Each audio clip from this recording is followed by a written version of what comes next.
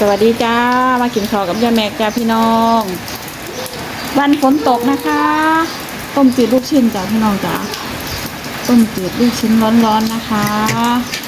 มีทั้งลูกชิ้นเนื้อลูกชิ้นไก่ค่ะพี่น้องจ้าแล้วก็มีหมูย่อนะคะเห็ดเข็มทองค่ะเห็ดง่ายๆจ้าพี่น้อง